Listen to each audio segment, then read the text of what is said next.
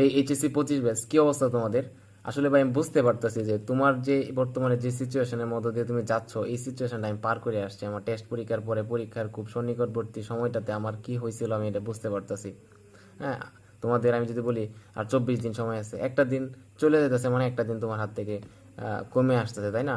So 23-24টা দিন কয়টা দিন, তাই না? সো একদম গোনা টাইম চলে যেতেছে, ওইটা ভেবে অনেকে তুমি কি হয়ে যেতেছে, হতাশ হয়ে যেতেছে, খুব ডিপ্রেসড ভাই। মানে 23টা দিন 24টা দিন আমি বুঝতে আসি না যে এতগুলা সাবজেক্ট, গ্রুপের সাবজেক্ট, বাংলা ইংরেজি আইসিটি সহ এইগুলো আমি কিভাবে রিভাইজ দিব। হ্যাঁ, সো এইভাবে মানে এটা কিভাবে রিভাইজ দিবা, এটা ভাই ভাই হচ্ছে অনেকে হতাশ হয়ে যেতেছো।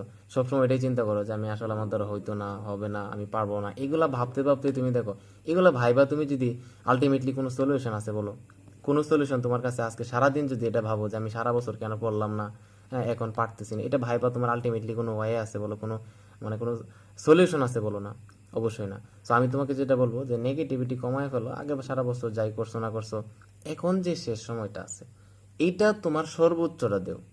23 দিন সময় তোমার কাছে অনেক কম হইতে পারে, কিন্তু প্রপার ইউটিলাইজ যদি করো, প্রতিদিন 10 ঘন্টা, 11 ঘন্টা, 12 ঘন্টা তুমি যদি পড়ো, অর্থাৎ খাওয়া ঘুম বাদে সকল যে মানে যতটুকু সময় আছে এটা যদি প্রপার ইউটিলাইজ করো, ইনশাল্লাহ তুমি গেইনার হবে। এবং তুমি ভালো একটা রেজাল্ট করবে আশা করি। সো আমি এটাই বলবো যে নেগেটিভিটি কমাও এবং শেষ সময়টা মানে ভালোভাবে কাজে লাগাও, ইনশাল্লাহ ভালো কিছু হবে।